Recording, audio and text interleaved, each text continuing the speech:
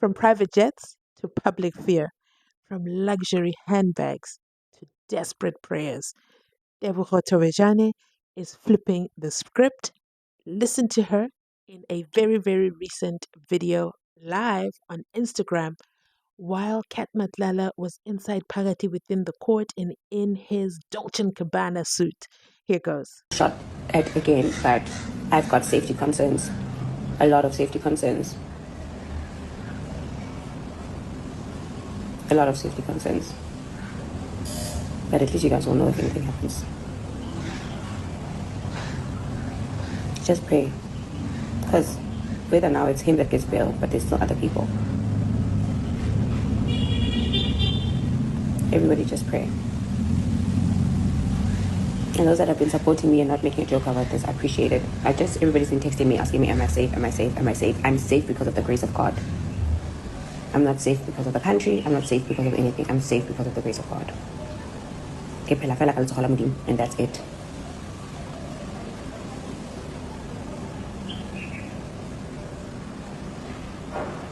All we just need to do is pray. So it can only be scary, traumatic after being pew-pewed at and literally surviving and then watching your friend Japan fight for her life as she is paralyzed. But here's the thing. Tebogo is now using the public for her narrative. And my thing is, she's quite telling in what she says. If you listen really carefully to what she says, because she says, I have safety concerns, at least you guys will know if anything happens, everybody just pray. Who are these people who need to know what happens to her? And why should you be addressing those people on an Instagram live? Does she not have close friends? Does she not have close family? Why is she turning to the public? There's a reason. There's a reason. Stay till the end and I'll break it down to you. Time for our episode disclaimer. These are all my opinions and I'm not a psychologist, but this is just me evaluating what she says, including her body language and also past behavior.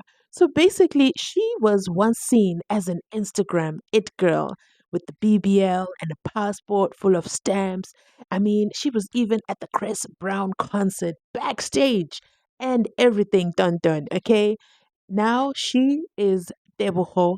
She says she's fearing for her life, completely feels alone.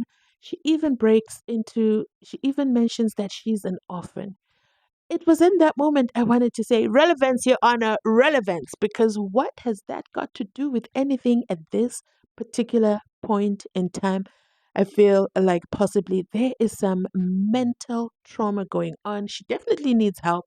And I think that she has cried out to the state, and the state has not taken her in, or should I say, under their wing, and financed her needs or provided her with security or 24-hour security. I think that is the struggle she is facing, and that is why she is appealing to members of the public. If you remember from Vusi Cat MATLALA himself, he says, I don't know what she's talking about because she has been calling me since October 2023 all the way until June 2024, asking me for security.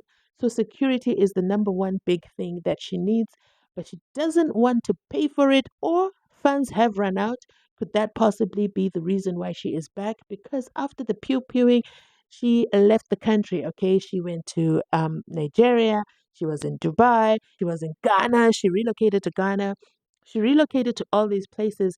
But then now she is back inside Parati within South Africa. But one would be tempted to say she is back because she wants to be a witness in the case. The case hasn't started. The case hasn't started. We haven't even got to disclosure yet. And she is not in the dock. She's not an accused. So she's actually not required until the moment when she's subpoenaed to come into the witness box and talk on the stand. I'm assuming she wants witness protection. The state is not budging. The state is not budging, or they're expecting her to give more details to ascertain a conviction of Cat MATLALA, information in exchange for her security, but so far I don't think she has negotiated. She has received what she's trying to negotiate. So why is Tebogo? So basically, Tebogo is doing what many public figures do under pressure, including the influences from the Alaboga situation. She's changing the narrative. And guess what? She has the platform to do so. She can literally go live every day and tell her story, sub story, all in the while to change the public perception of her. So here's what is going on. She's gone from a soft life queen to traumatized victim. And guess what? It's working because people love to root for someone in pain, especially when they look like they've lost everything. Notice how she doesn't show anything of where she is. She only focuses the camera on her face. It's no longer the body. Now it's just the face. This isn't just a breakdown, it's literally a reset. The worst, the worse her circumstances sound, the worse her circumstances sound, the more compassion she receives, especially the timing of the life she picked when Kat MATLALA was inside Pagati, possibly going to get bail. But we know he's not going to get bail. There's just too much riding on. If he gets bail, it would be a shock. It really would be a shock. It would be a shock. He's a flight risk. And hopefully the state has done enough to prove that to my lady magistrate. So then she pulls the orphan card. She says, you know what, I'm an orphan. I don't have any parents. I'm a single mom. I could have died. My son. And what she's trying to do is she's trying to change the narrative. Now she's not just a woman caught in a legal mess. She is not a club host caught in a legal mess. She's alone. She's vulnerable. She doesn't know who to trust, and she's surrounded by threats. Even if he doesn't come out, there are others. That was the hint she dropped there as well. And this taps into something deep in human psychology. When someone says, I have no one, the public is conditioned to step in and care. Very soon you're going to see things like pray for Tebogo Thobejane'S, justice for Tebogo Thobejane'S. I'm not saying that it's okay to have been a target of a pew-pewing. I'm just speaking about her behavior and what she's displaying to the public right now. So in that little clip, she's not asking for justice. She's not asking for money. She's asking for prayers. And that's brilliant. Brilliant, if you ask me. Why? Because now it's not a scandal. It's a spiritual plea. If you criticize her now, it's like criticizing someone on their knees before God. Requesting prayers is equal to a moral high ground. And this move reframes her as someone who's not seeking fame or attention, but divine protection. And that's powerful. Remember, I told you in my previous video that she's cleaned up her Instagram. Okay, she's turned it into actress, podcaster, and done. She's removed most of her posts and just leaving her nonprofit. I think she just has 6 things on there. Okay, so again, everything she is doing is strategic, very, very strategic. Now, so by revealing her traumas or revealing what she's going through or what it's like to be a victim after a pew-pew, Tebogo is setting the stage for something bigger. She's setting the stage for a comeback story. I believe so too. Absolutely. Possibly a Netflix deal. I don't know. I'm just throwing that out there. What does a Netflix deal come with? Financial gain. This is classic PR. Turn your pain into a platform. Tomorrow, this could be a documentary, a tell-all book, a redemption arc that starts with suffering. Pain, empathy, profit. Pain, empathy, profit. I'll say it one more time. Pain, empathy, profit. And I'll wait for you guys around about next year. You'll come back and let me know if I was right or if I was right. She may be losing control in court, but she's gaining control over the public narrative. She hasn't been to court yet. She may feel that Kat has the upper hand in court. For example, right now he's on stage, deny, and maybe that is triggering for her. But she wants to maintain control over the public narrative.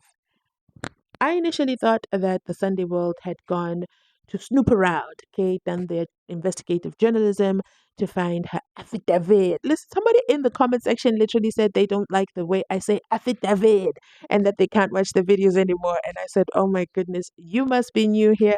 Guess who's not going to stop saying affidavit? If you know, drop a one in the comment section down below. But let's go ahead and continue on. So let's ask the real questions. Is she faking it? I know.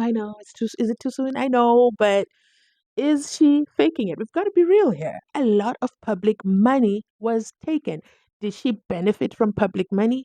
I'll let you be the judge of that. But maybe not. Maybe she's not faking it. Maybe the pain is very, very real.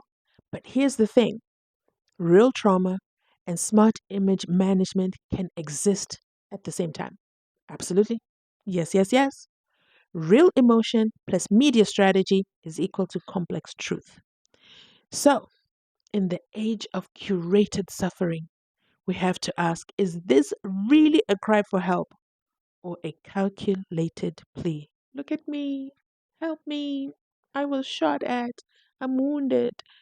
Now he's in court and he wants bail. Don't give him bail. He doesn't deserve it. She has gone from BBLs to breakdowns, from Dubai to danger.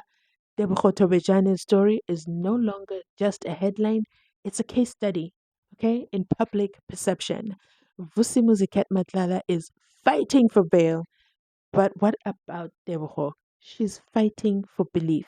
And in this game of image versus evidence, the court of public opinion moves very, very fast. Do you believe she's truly in danger?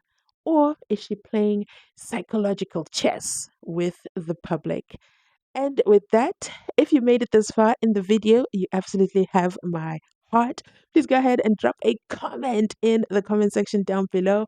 Type real victim or public manipulation, depending on which end of the spectrum you're on. This is a safe space, okay? No judgment. I just want to open up this conversation and I want to hear what you think. Don't forget to hit the notification bell for more deep dives into the minds behind the headlines. Subscribe for your next video notification. And don't forget to hit that like, comment, and subscribe and share button. Most importantly, share. Because as she did say, she is seeking prayers. And don't forget to pray for Thobejane'S, okay? And with that, thanks so much for watching. I'll definitely catch you on my next upload. Bye!